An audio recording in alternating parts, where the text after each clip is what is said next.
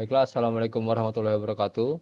Perkenalkan, nama saya Muhammad Sultan Isyaputra dengan NIM D600210219 dari kelompok 92. Di sini saya akan menjelaskan pengolahan data dengan menggunakan dua uji, yaitu uji validitas dan uji reliabilitas. Pada pertama-tama, sebelum kita menuju ke uji validitas dan uji reliabilitas, di sini kita mempunyai rekapitulasi kuantitatif. Di rekapitulasi data kuantitatif sendiri terdapat responden.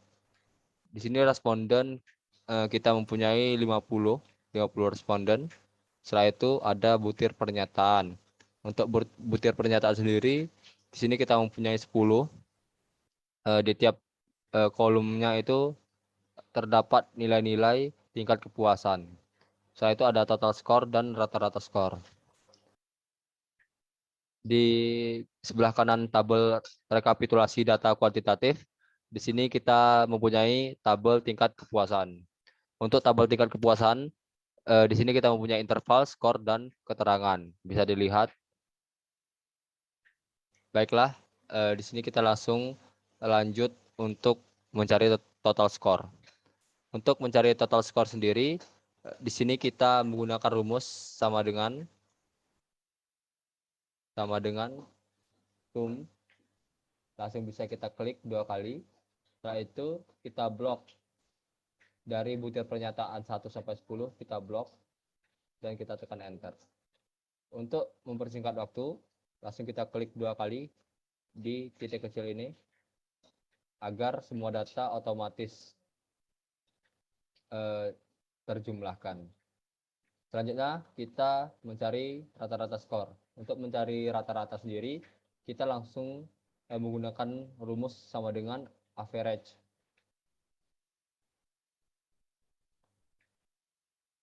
Langsung kita klik 2 kali. Seperti tadi, kita blok dari butir pernyataan 1 sampai dengan 10. Setelah itu kita tekan enter. Sama seperti tadi, untuk mempersingkat waktu, langsung kita tekan 2 kali di sudut kecil.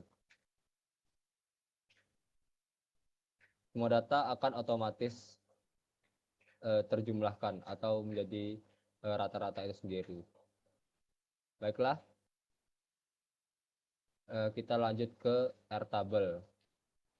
Di sini kita mempunyai DF sama dengan N-2 dan tingkat signifikansi untuk uji satu arah dan tingkat signifikansi untuk uji dua arah. Pada uji ini kita menggunakan uji dua arah. Langsung saja kita mencari tingkat signifikansi. Untuk mencari tingkat signifikansi kita menggunakan rumus sama dengan 1 dikurang 0,95. Kita mendapat nilai 0,05. Untuk N sendiri itu jumlah dari responden. Kita mempunyai 50. Totalnya ada 50. Langsung bisa kita tulis 50. Untuk DF sendiri kita langsung menggunakan rumus ini. DF sama dengan N-2. Langsung saja. Sama dengan N dikurangi 2. Kita mendapatkan nilai 48. Untuk mencari Airtable sendiri, kita langsung melihat ke Airtable-nya. Kita sudah mempunyai nilai DF sebesar 48 dan tingkat signifikansi yaitu 0,05. Bisa langsung kita cari di tingkat signifikansi 0,5 di urutan ke-48. Kita mendapat nilai 0,2787. Langsung kita masukkan ke Airtable. Lanjut, kita langsung ke uji validitas. Sebelum kita ke uji validitas, di sini kita harus mencari variabel, yaitu ada N, DF, confidence level, alpha, t-table, dan R-table. Langsung saja, untuk nilai N itu ada 50. Untuk DF seperti tadi, 50 dikurangi 2.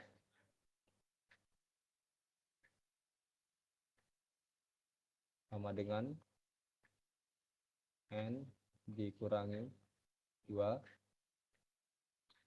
dan confidence level kita buat 95%. Untuk nilai alpha, karena nilai dari confidence level sendiri 95%, maka nilai alpha otomatis 0,05.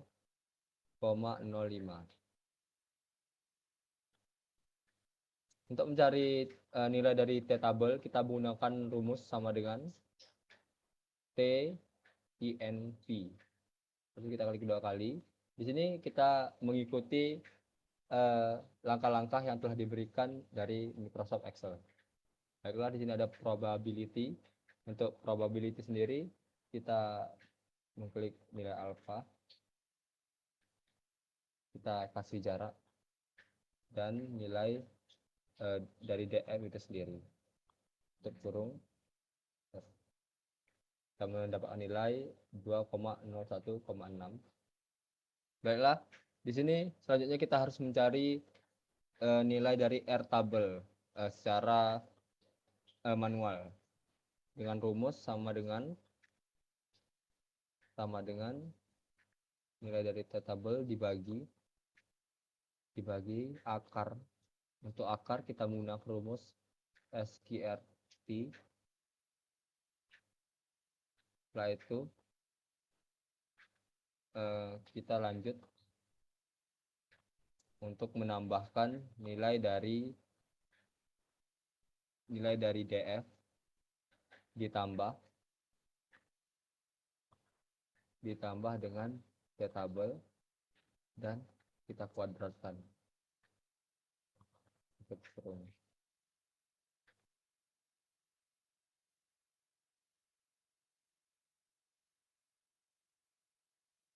Langsung kita enter. Nilainya sama seperti nilai yang tadi di nilai R-table, yaitu 0,2785.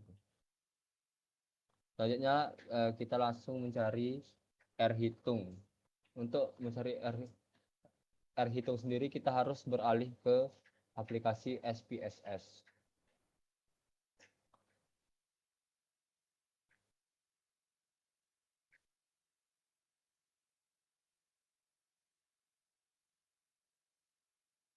Untuk data-data yang kita masukkan di aplikasi SPSS, yaitu ada di rekapitulasi data kuantitatif, kita memasukkan butir pernyataan 1-10 dan total score. Langsung kita blok. Untuk mempersingkat waktu, kita langsung menekan Ctrl Shift panah bawah agar semuanya langsung bisa diblok. Langsung kita salin. Kita salin di sini. Pada aplikasi SPSS di sini ada data view dan variable view. Untuk di variable view sendiri, untuk name kita ubah menjadi soal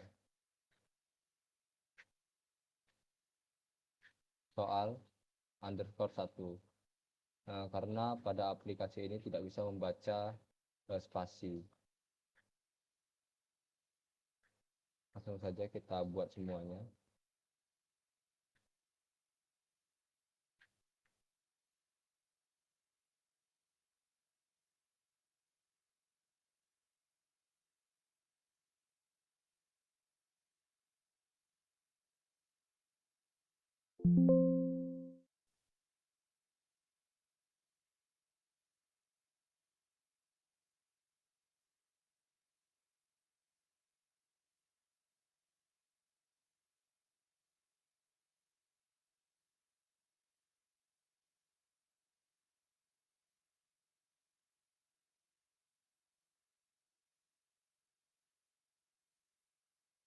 Kita buat saja semuanya dengan tulisan soal 1 sampai 10.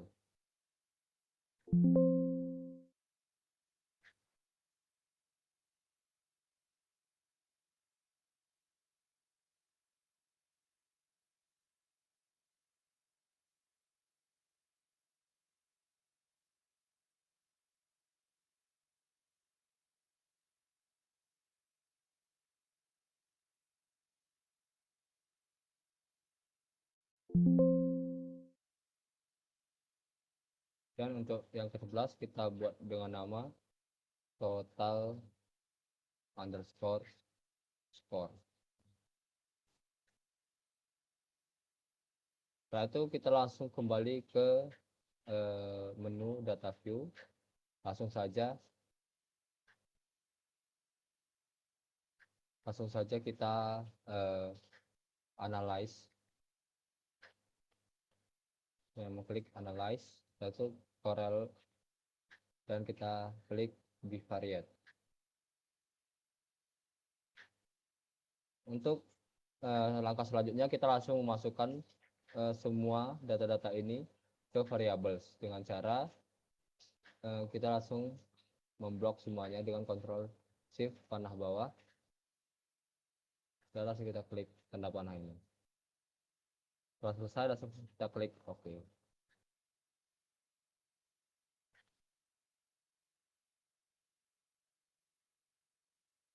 Ini kita sudah mendapatkan hasil dari uji validitas sendiri. Selanjutnya kita harus mengcopy nilai ini ke Microsoft Excel.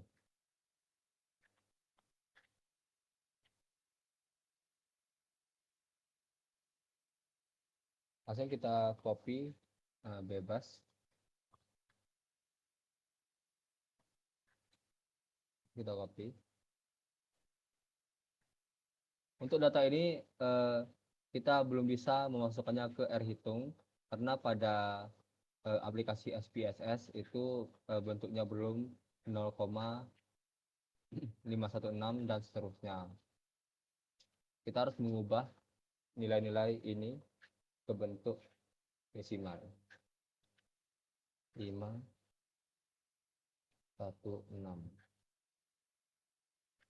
Seperti ini. Langsung kita untuk mempersingkat waktu. Langsung kita salin semuanya. Dan kita masukkan ke RHitung. Dengan cara kita mempastenya dengan transpose. Data akan otomatis dari horizontal ke vertikal. Baiklah, langsung saja di sini kita melihat keterangannya. Di sini bisa kita lihat untuk RHitung lebih besar dari RTable dapat dinyatakan valid. Di sini pada nilai pertama kita lihat RHitungnya itu 0,516, sedangkan RTable-nya 0,2787. Di sini bisa kita nyatakan untuk dari butir 1 ini sendiri itu dinyatakan valid. Tidak hanya itu, tidak sampai di situ, kita harus melihat di tutelnya, di seek tutel. Kita harus membuka lagi di aplikasi SPSS. Di sini ada seek tutel. Kita lihat keterangannya. Jika nilai seek tutel lebih kecil dari 0,05 dan percent correlation bernilai positif, maka item soal angka tersebut bernilai valid. Bisa kita lihat lagi. Di sini pada butir pernyataan 1 di seek tutelnya itu lebih kecil dari 0,05 dan di percent correlation-nya itu bernilai positif. Maka bisa dinyatakan butir pernyataan 1 itu bernilai valid. Yang bisa kita tulis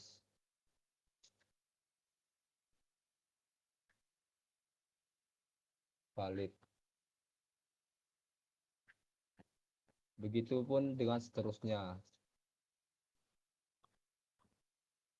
Pada data ini kita mempunyai nilai yang tidak valid dikarenakan pada RHitungnya itu lebih kecil dari RTable. Bisa kita lihat RHitung lebih besar dari RTable dapat dinyatakan valid, sedangkan ini RHitungnya lebih kecil dari RTable.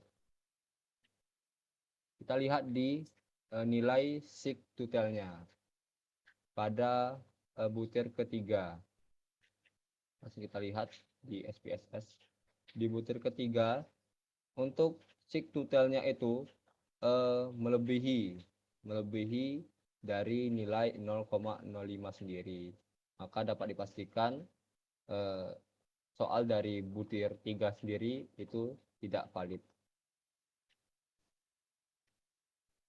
Jika terdapat nilai yang tidak valid, itu memiliki 3 cara. Di sini kita memakai cara yang ketiga.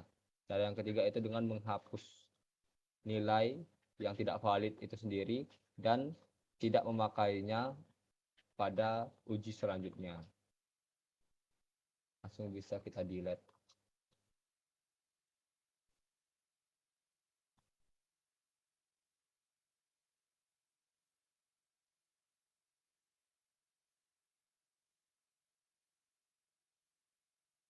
Baiklah, sudah kita delete. Untuk uji validitas kita sampai di sini dan selanjutnya kita menuju ke uji reliabilitas. Pada uji reliabilitas di sini kita harus mencari variabel alfa, hasil perhitungan dan keterangan. Untuk pada uji reliabilitas sendiri nilai hitung atau nilai alfa akan dinyatakan konsisten atau reliable jika nilainya lebih besar dari nilai R tabel sendiri. Bisa langsung kita buka aplikasi SPSS-nya.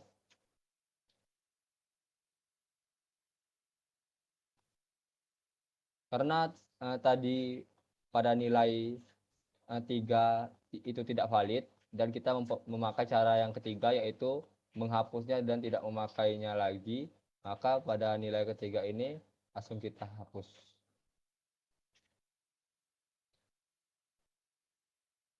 Sebelum kita analisis, kita lihat dulu pada measurnya itu dituliskan nominal. Setelah semuanya sudah benar, langsung kita analyze dan kita ke menu scale dan klik reliability analyze. Seperti tadi kita memasukkan semua butir soalnya kecuali total score untuk mencari uji reliabilitas. Langsung saja untuk mempersingkat waktu.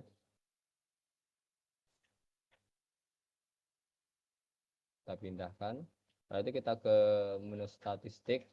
Karena tadi kita menemukan nilai yang tidak valid, maka di sini kita harus menconteng scale if item deleted agar nilai-nilai yang akan dikeluarkan atau output yang akan dikeluarkan itu sesuai dengan nilai yang seharusnya. Langsung kita klik continue dan jika sudah selesai kita klik OK. Di sini kita sudah mendapatkan nilai dari alfanya sendiri yaitu 0,772. 0,772 sendiri itu lebih besar dari nilai R tabel sebelumnya yaitu 0,2787. Langsung bisa kita salin nilainya 0,772 dengan keterangan reliable atau konsisten karena nilai 0,772 ini lebih besar dari nilai R tabelnya yaitu 0,2787.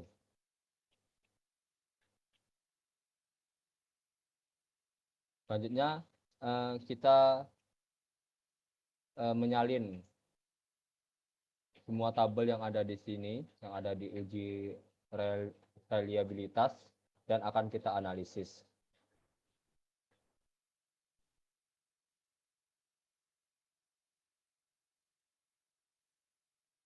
Langsung saja kita salin.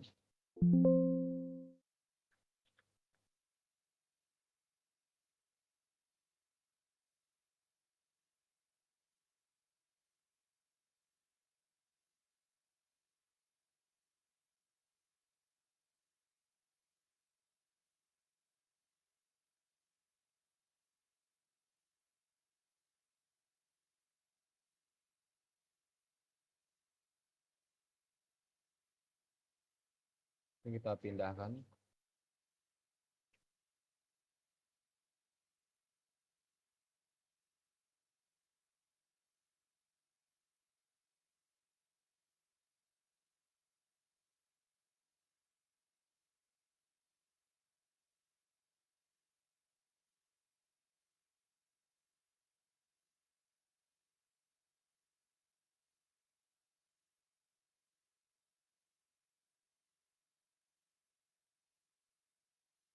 Maaf, di sini kita terjadi kesalahan.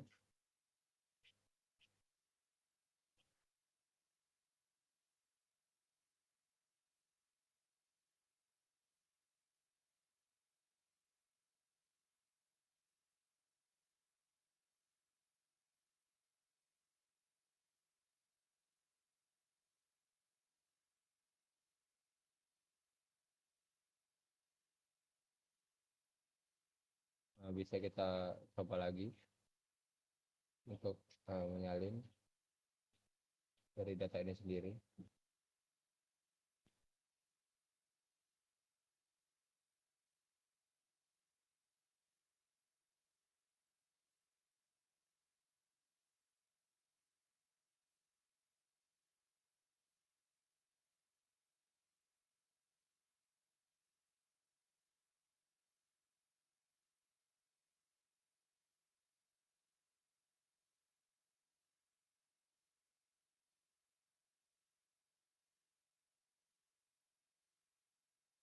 Pada tabel pertama sendiri bisa langsung kita lihat untuk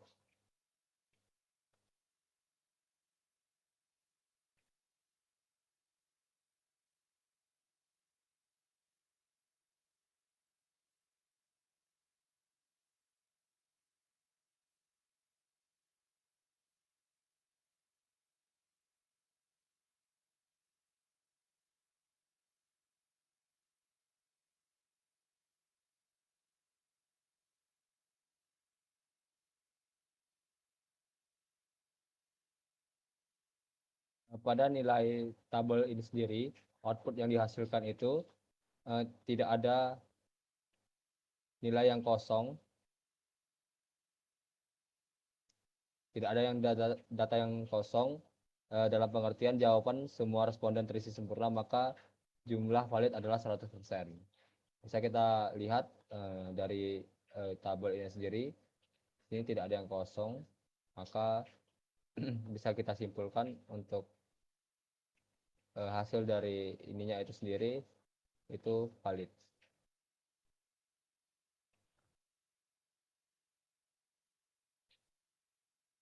Kita salin untuk tabel yang kedua.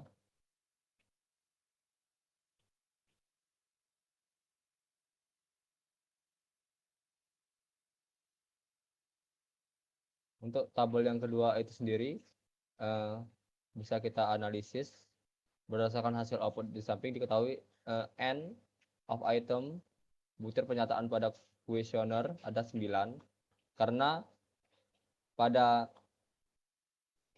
uji validitas sendiri kan terdapat nilai yang tidak valid. Jadi saat uji reliabilitas kita kurangi untuk nilai yang tidak valid tersebut. Jadi untuk butir pernyataan itu dapat 9 dengan nilai Cronbach alpha sebesar 0,772, karena nilai Cronbach alpha tersebut lebih besar dari nilai R tabel yaitu 0,2787, maka dapat disimpulkan bahwa kesembilan pernyataan tersebut adalah reliable atau konsisten. Baiklah, selanjutnya langsung kita salin tabel selanjutnya.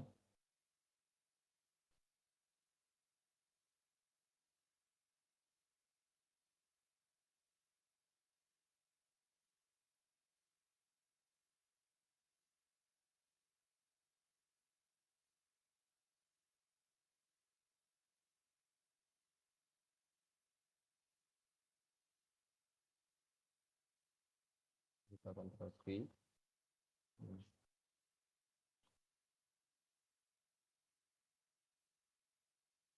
Pada tabel ini bisa kita analisis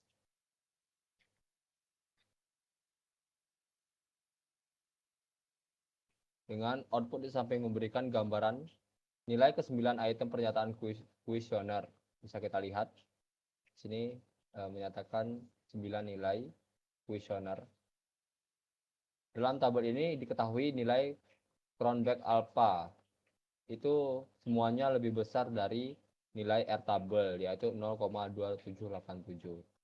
Bisa kita lihat 0,755, 0,766, 0,709, dan seterusnya. Ini melebihi dari nilai R tabel itu sendiri. Maka dapat disimpulkan bahwa ke-9 pernyataan tersebut reliable. Baiklah, mungkin itu saja dari saya tentang pengolahan data menggunakan uji validitas dan uji reliabilitas. Sekian dari saya. Lebih dan kurang saya mohon maaf. Wassalamualaikum warahmatullahi wabarakatuh.